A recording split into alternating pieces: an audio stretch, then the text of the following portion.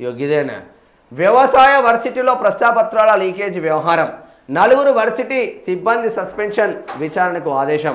సుమారు 35 మంది in service BSc agriculture అభ్యర్థుల డిస్మిస్. అబ్బా 35 ఉత్తర్వులు జారీ చేసింది. ప్రక్షాళన తదుపరి కర్తవ్యం ఉపకులపతి అల్దార్ జానయ్య చేస్తున్నాడు. ఈయనే జానయ్య చేస్తా ఉన్నారు. ఒకసారి చదువుదాం.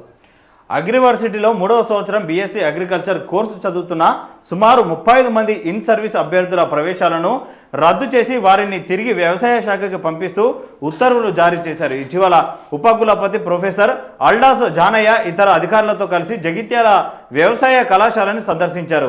వివిధ రకాల రికార్డుల పరిశీలన, సీసీ ఫుటేజ్ల ఆధారంగా సెమిస్టర్ ఫైనల్ పరీక్షల ప్రశ్నపత్రాల లీకు అవుతున్నట్లు అనుమానించారు. ఈ అంశాన్ని సమగ్రంగా విచారణ చేసేందుకు 3 అధికారులతో కమిటీని నియమించారు.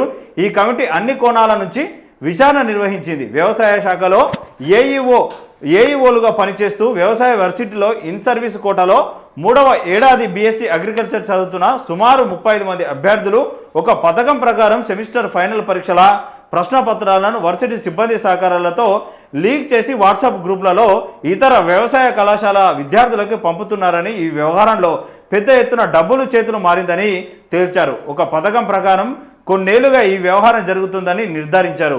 వర్సిటీ ఈ అంశాన్ని చాలా తీవ్రంగా పరిగణిస్తూ ఒక ఉన్నతాధికారి సహా 4 సిబ్బందిని సస్పెండ్ చేస్తూ ఉత్తర్వులు జారీ చేసింది. అదేవిధంగా వ్యవసాయ శాఖ నుంచి ఇన్ సర్వీస్ కోటాలో వచ్చిన సుమారు 35 మంది డిస్మిస్ చేస్తూ వారిని వ్యవసాయ శాఖకు తిరిగి పంపిస్తూ పూర్తి స్థాయిలో విశ్వవిద్యాలయంలో ఉన్నత అధికారులు లేకపోవడంతో ఎన్నో అవకతవకలు జరుగుతున్నాయని, ప్రశ్నపత్రాల లీకేజీ కుంభకోణం అందులో ఒకటని ఉపకులపతి అల్డాస్ జానయ్య పేర్కొన్నారు.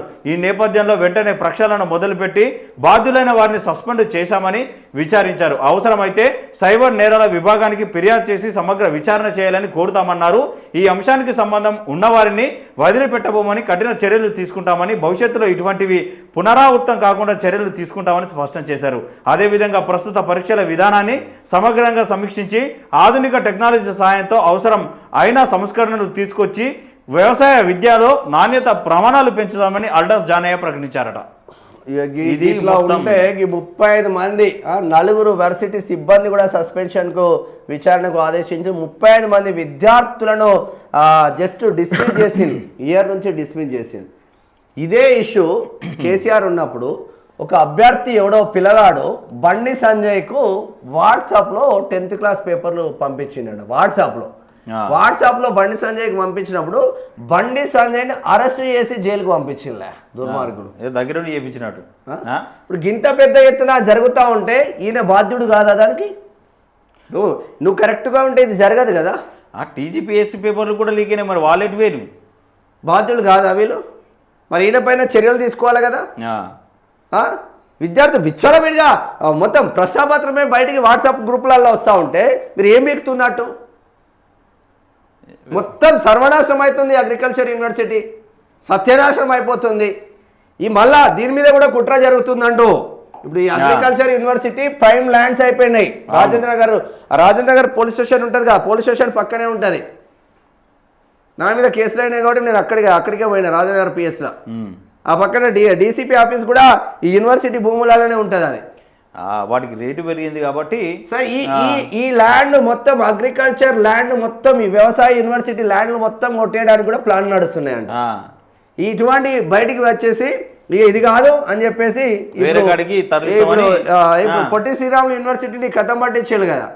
అసెంబ్లీ పక్కనే ఉండే prime land Potti Sriramulu university. ఇప్పుడు సురవరం ప్రతాప్ రెడ్డి అని పేరు మార్చి బాజ్పల్లికి ట్రాన్స్ఫర్ చేసిండు. దీనికి అట్లనే ఏదో గుట్టల ప్రాంతానికి ట్రాన్స్ఫర్ చేయడానికి రెడీగా ఉన్నారు. ఆ ప్రైమ్ ల్యాండ్స్ మొత్తం కొట్టేసి ఇక మొత్తం మేము అది చేస్తాం ఇది చేస్తామని చేయడానికి రెడీగా ఉన్నారు. ఇదో పెద్ద కుట్ర నడుస్తూ ఉంది. దీనిపైన యూనివర్సిటీ పైన పెద్ద కుట్ర నడుస్తుంది.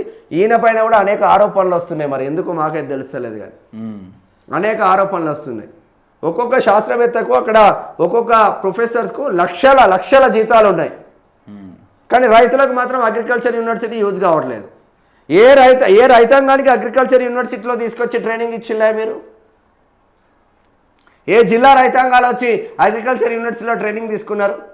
మీరు కొత్త కొత్త వంగడాలు సృష్టిస్తున్నారు కదా, ఆ వంగడాలు ఎలా సృష్టిస్తున్నారు, ఏం జరుగుతుంది, మీరు కూడా పెట్టాలని ఏ రైతాంగానికి ట్రైనింగ్ ఇచ్చిండ్రు నా తెలంగాణ బిడ్డలకు. ఇది మొత్తం కథ గట్టిగానే నడుస్తుంది. ఇదంతా సిబ్బంది. ఇప్పుడు ఇది బయటికి వచ్చింది కేవలం నలుగురు అని. బయటికి రాని వాళ్ళు ఎంతమంది ఉన్నారు, ఎన్నిసార్లు ఇంతకుముందు పేపర్ లీకేజ్ చేసిల్లు. మరి అది కూడా చూడాల్సిన ఆవశ్యకత ఉంటుంది. చూడాలి ఏమవుతుందో. దేంట్లో పటిష్టత లేదు.